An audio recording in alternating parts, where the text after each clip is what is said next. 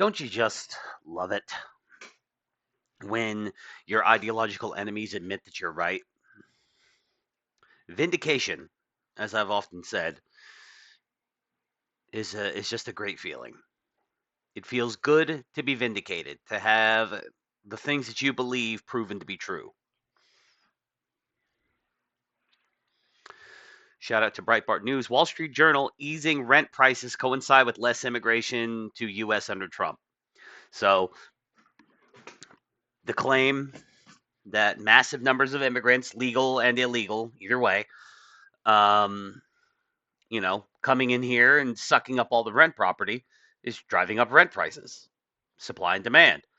As supply decreases and demand increases, the prices will inevitably go up. This is just a basic, this is just a basic fact of economics. But of course, leave it to, lefty rags like the Wall Street Journal to, not ever talk about things like this until it becomes so obvious that they can't not talk about it, lest what little credibility they have left goes completely out the window.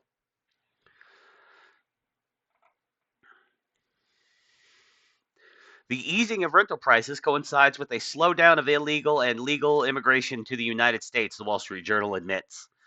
The Wall Street Journal's piece titled Renters Have the Upper Hand, and they're probably keeping it, details rent prices dropping across the United States as the market is tilted towards renters rather than landlords. Immigration, the journal admits, has played at least some role in rent dropping as less demand has increased or has decreased housing prices. Now, I would have happily just read the Wall Street Journal's article rather than this Breitbart article, but the motherfucker's paywalled. Because of course it is. Hey, that's capitalism. If you feel like you're going to charge for your service, fair on you. That is your right to do it. And I choose to not engage with that because I don't think it's trading value for value, and I do not find the Wall Street Journal to be particularly valuable, even for $1 a month. But here's a direct quote from the article. Renters across much of the U.S. have enjoyed easing prices and months of free rent this year. Now, this tenant-friendly environment looks poised to extend deep into next year and perhaps beyond. Remote workers who once helped power the Sunbelt's population boom are getting called back to the office. And as President Trump cracks down on international immigration, the influx of new foreign residents is also slowing. So yeah, that's a direct quote from the article where they're straight up admitting it. The crackdown on immigration, not only having fewer immigrants coming into the country, but the deportation of illegals, as well as the self-deportation of illegals, but also legal residents who don't feel like they want to stay in the country anymore, to the tune of close to, last time I looked, it was close to like 2 million self deportations. These people are leaving. They're leaving their rented apartments, their rented houses, their rented condos, whatever. Get it. And, so now we've got an influx of, as we have I don't know what the opposite of influx would be. Exflux, outflux, whatever. Um, you know, Immigrants leaving, places for rent opening up, the market has to respond by lowering prices. It's just basic economics. This is shit they teach you in high school. Vice President J.D. Vance has credited housing costs finally stabilizing to President Donald Trump's low immigration approach to boost quality of life, lower home prices, open jobs for Americans, and tackle crime. Quote, why has housing leveled off over the last 6 months? I really believe the main driver is you've had negative net migration in the United States for the first time in 60 years in this country, Vance recently said. Quote, you cannot flood the United States of America with 20, 30, 40 million people who have no legal right to be here, have them compete against young American families for homes and not expect the price to skyrocket. It's simple supply and demand, Vance said. You increase the demand, they increase the price. Pretty basic stuff. Indeed, under former President Joe Biden, the nation's foreign-born population grew by an unprecedented nearly 7 million in just 4 years. Meanwhile, in the first 6 months of the Trump administration, the foreign-born population dropped by 2.2 million, about 1.6 million of whom were illegal aliens. Bada boom.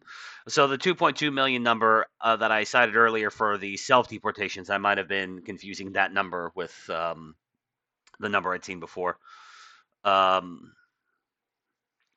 Decades of research have shown the correlation between mass immigration and skyrocketing housing costs. Last year, during a congressional hearing, Center for Immigration Studies Director of Research Stephen Camarota told Congress that, quote, a 5 percentage point increase in the recent immigrant share of a metro area's population is associated with a 12% increase in the average U.S. born household's rent relative to their income. Adding very large numbers of people to the country must significantly impact housing prices by driving up demand for rental properties. The Census Bureau reports that the increase in rents in 2023 was by far the largest in the past decade, Camarota said. In 2013, a study by the Michael Bloomberg-funded New American Economy, which promotes mass immigration, explained how the importing of tens of millions of immigrants over decades has helped raise housing costs by $3.7 trillion for the next generation of homebuyers, but spun the figure as the creation of housing wealth, because of course that's what they would do. Number on graph go up. You know, the people who own multiple properties. Now I'm an anti-landlord, but yeah, the landlord, their overall net worth went up because of the cost, because they charged more for rent. They were taking in more. The cost of their properties went up, so in their net worth portfolio, and so it looks like artificially that wealth is being created and people are doing better than ever, but that's just not the case. Like, I'm an objectivist, okay? I'm super pro capitalism. I like when I see graph go up. You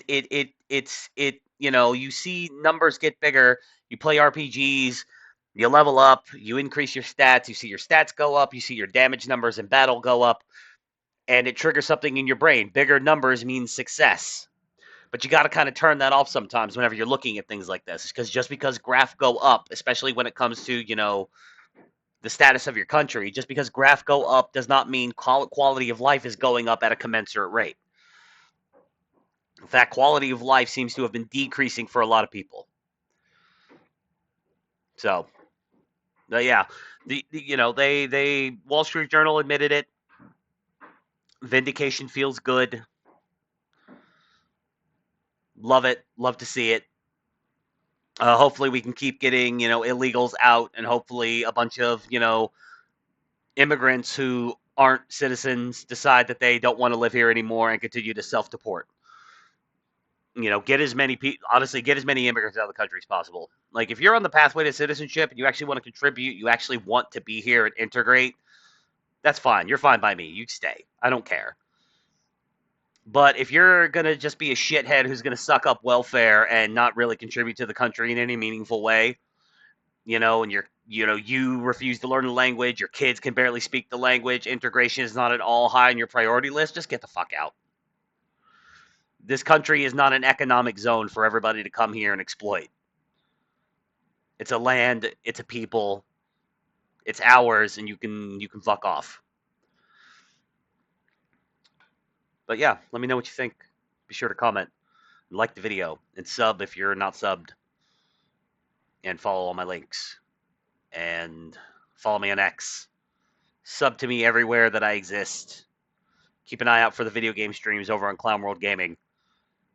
And in the meantime, throw me some cheaper rent.